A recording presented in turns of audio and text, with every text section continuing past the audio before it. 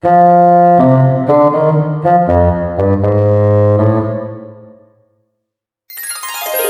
Samad hari ini mendatangi KPK. Mau ngapain? Mau nostalgia. Teringat masa-masa lalu dia waktu ketua KPK. Enggak. Jadi Abraham Samad datang ke KPK ingin melaporkan PT Agung Sedayu Group. Siapa temannya? Udah pasti, Said Didu, Roy Suryo, dan teman-teman. Nyari panggung nih, alah, samat. Gak ada habis-habisnya coba. Semenjak tahun 2019 kalau nggak salah dia dijanjikan menjadi calon wakil presiden, nggak jadi-jadi, menggile dia sampai sekarang. Aduh, kasihan kali aku ngeliat kau. Begitu ditanya wartawan, ya kan, dengan siapa Pak Bapak datang ke KPK? Ya ini, dengan teman-teman yang tidak bisa saya sebutkan satu persatu namanya. Yang kau bawa cuma 8 orang. Ya gak bisa saya sebutkan satu persatu namanya. Kecuali yang kau bawa itu 200 orang baru tidak bisa saya sebutkan satu persatu namanya, baru betul. Ini yang datang 8 orang. Aduh, nyari panggung.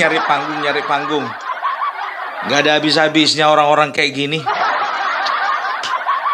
Kebetulan kita membawa laporannya juga yang sudah dibuat oleh teman-teman koalisi, yaitu dugaan korupsi ya yang terjadi di proyeknya ya, saya katakan di proyek strategis nasional PIK 2. Jadi kita ingin KPK lebih konsentrasi ya, menelisik, melakukan investigasi terhadap proyek strategis nasional, karena kita melihat di dalamnya bahwa kuat dugaan telah terjadi tindak pidana korupsi di dalam penetapannya sebagai proyek strategis nasional.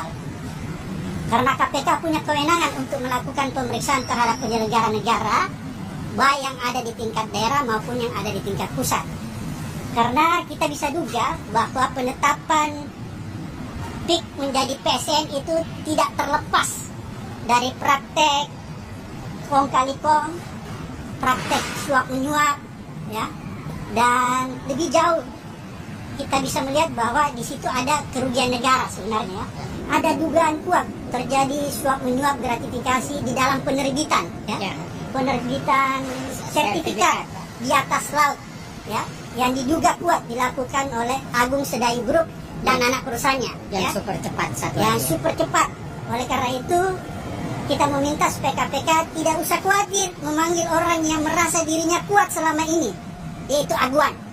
Ya, karena nama ini seolah-olah diciptakan mitos bahwa dia tidak tersentuh oleh hukum. Ya. Oleh karena itu kita ingin mendorong KPK supaya orang ini segera diperiksa. Nggak boleh ada seseorang secara individu mengatur negara ini. Tidak boleh ada seseorang secara individu mengatur presiden. Lagian begini, sedangkan kejaksaan pun sekarang masih meneliti, menelaah, dan menganalisa adakah tidak kasus PIK 2 ini merugikan keuangan negara. Dan mereka sedang mempelajari. Nggak perlu pun kau laporkan, kalau sudah ada waktunya, kalau sudah ada buktinya, biar kejaksaan yang turun tangan. Nampak kali kau itu sedang cari panggung karena apa? Begitu nanti kejaksaan turun tangan, apalah kau bilang? Itu kan karena desakan kami.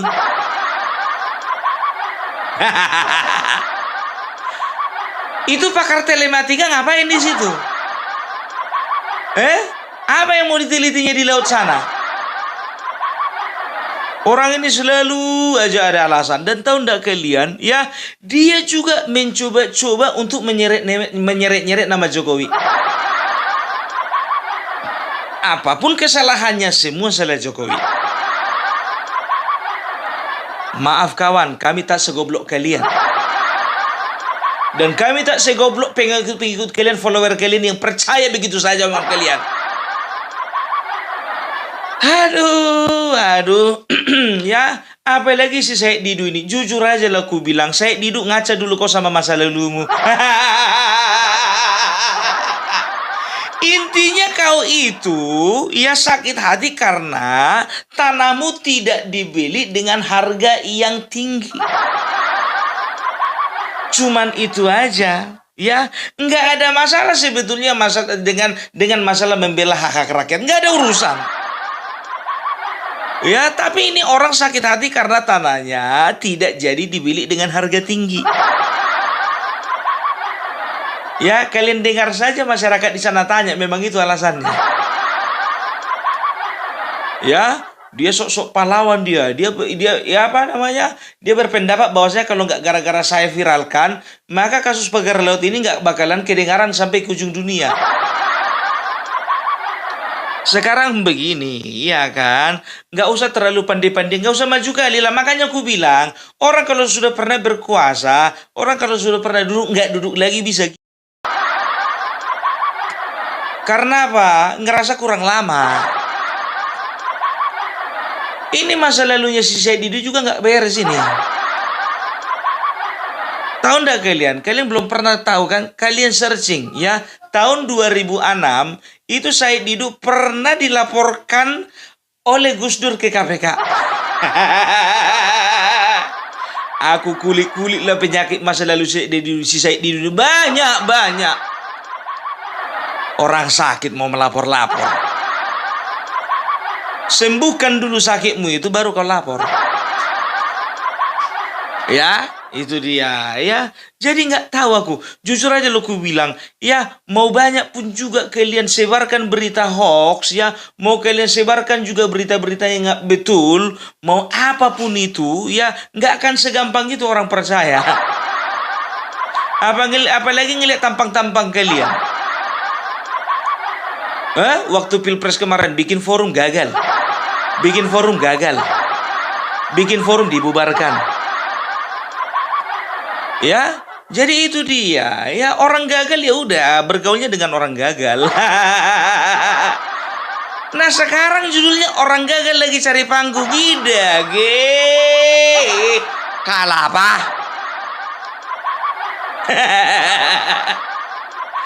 Ya, makanya aku bilang sama kayak kemarin informasi yang dikatakan rakyat di sini keberatan karena apa? Banyak mobil-mobil proyek, truk-truk proyek yang sudah membuat celaka orang, banyak puluhan orang mati katanya.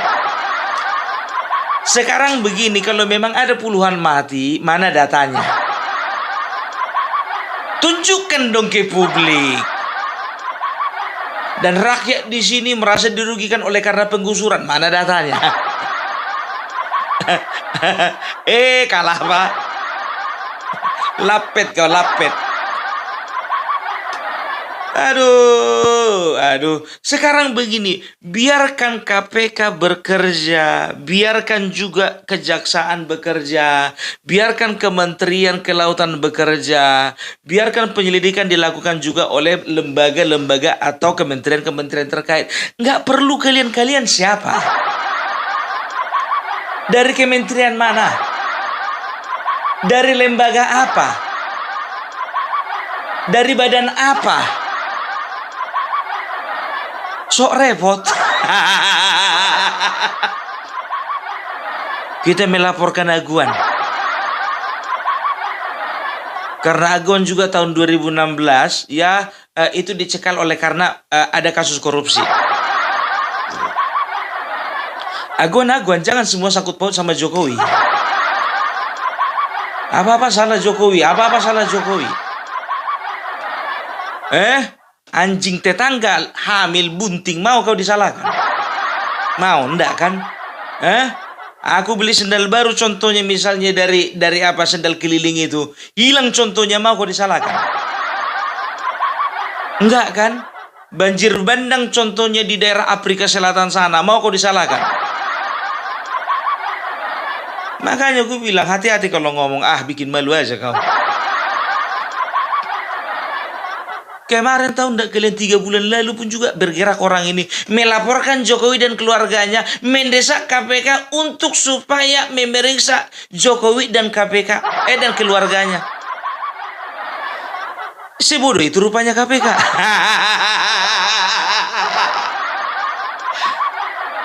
Kami sudah berbincang-bincang tadi dengan unsur pimpinan KPK termasuk juga Bapak Setio Budianto. Kata si Abraham Samad, kalau masalah itu ya semua tamu yang datang itu ya udah silakan dijamu.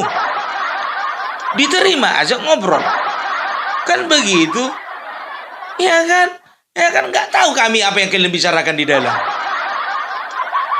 Entah cuma kangkung genjernya yang kalian bicarakan di dalam. Yang dibicarakan cuma 2 item, yang disampaikan sama wartawan 10 item.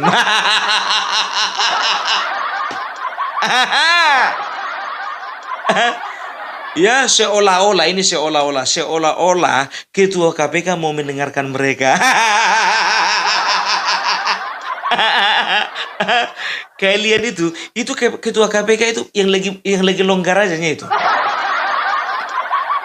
Dan juga kalian datangnya tiba-tiba tadi. Kalau tahu contohnya ada rencana kalian datang, menghilang itu. Karena enak ngelihat kalian. Enak. Aduh, tukang cari panggung. Gak orasi dulu kalian. Syekh Dido, kenapa kau gak pakai ikat kepala merah putih? Udah sehat kau? Nggak menggigil kau kemarin itu di laut berjam-jam? Nggak ada kepiting yang mencibik apamu itu? Pahanya aku bilang menjahit pahanya, bukan yang lain yang kalian apakan. Teriak-teriak zolim. Japurut. Aduh, ya udahlah terserah kalian lah, kalau mau cari panggung carilah. Ya, dan aku pastikan panggung itu gak akan kalian dapat. Gak akan kalian dapat, enggak. Aduh, kita lihat aja biar tahu kalian ya. Begitu nongol ini di KPK, itu Refli Harun, Amin Rais semua itu bikin berita itu. Yakin aku. Yakin. Apalagi Refli Harun, konconya orang ini itu. Aduh, bikin masalah aja. Capek. Sebetulnya malas aku komentari orang ini, betul. Iya kan, orangnya itu lagi.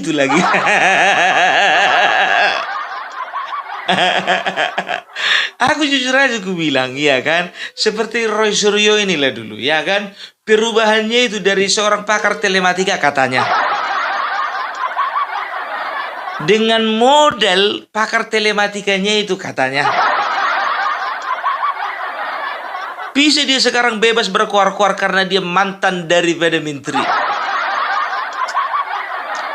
Iya kan, ya dia merasa seorang politisi hebat. Aduh. Ya, jadi urusi dulu rumah tangga kalian. Urusi dulu forum-forum kalian itu. Iya kan? Aku tidak melarang dan juga aku tidak keberatan kalian melaporkan ke KPK mengenai masalah PT Agung Sedayu Group ini, ya kan? Cuman masalahnya janganlah dikit-dikit sangkut paut sama Jokowi, dikit-dikit sangkut paut sama Jokowi. Coba sangkut pautkan dulu ke Bapak Prabowo gitu. Bilang dong contohnya, ya Bapak Prabowo itu ternyata adalah ternyata presiden yang tidak teliti di dalam memilih menteri-menterinya. Bilang gitu, berani nggak? Apakah dia tidak tahu sebagai seorang presiden, dia tidak tahu bagaimana track record daripada menteri KKP? Berani nggak? Dan lucunya biar tahu kalian, ada berita dari pihak sana mengatakan begini, ya kan?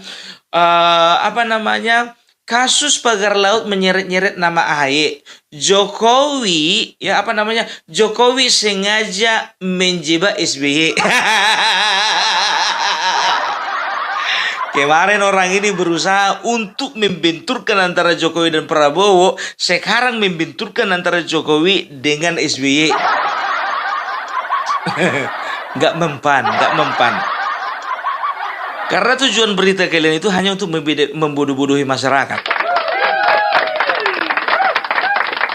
Ya, itu dia. Ya udahlah, pokoknya gini aja. Kalian pulang ke rumah, yakin aku, ya kan, laporan kalian itu nggak akan di follow up. Nggak akan di follow up itu.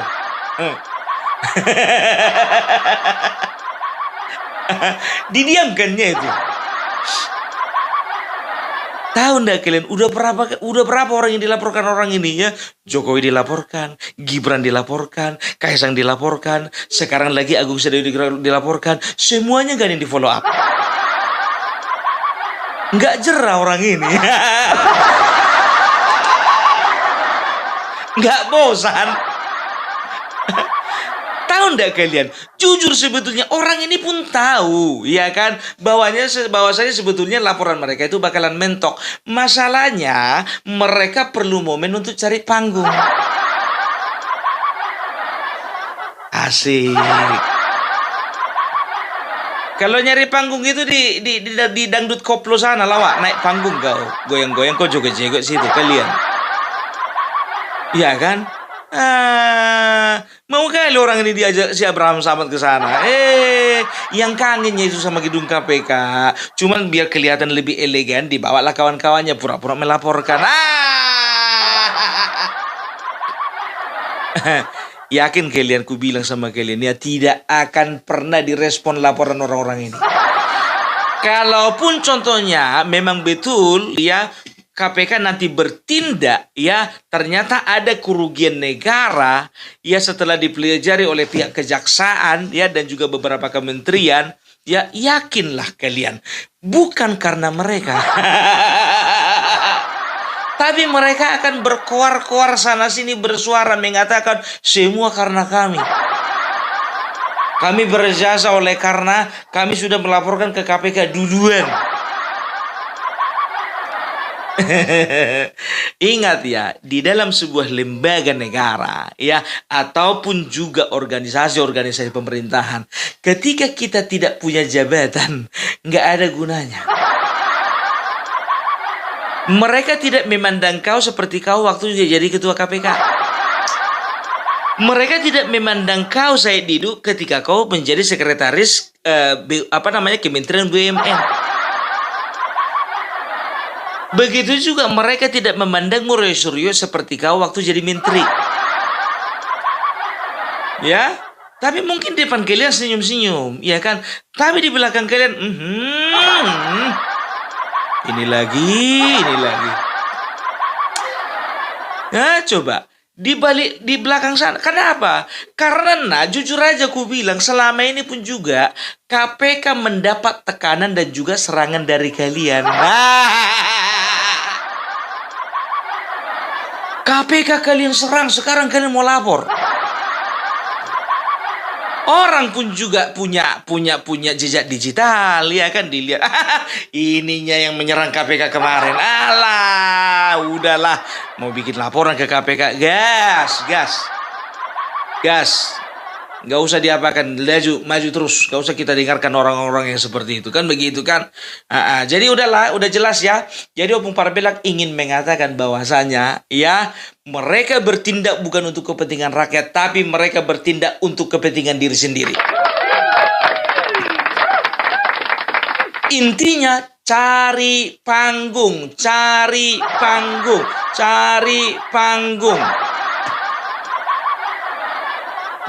Kau, Abraham Samad, ya, omonganmu itu terlalu besar. Berapa kali kok orasi kemarin itu di di forum-forum. Kita seret Jokowi. Oke, jadi itu dulu dari Opung Parbelak. Salam NKRI harga mati.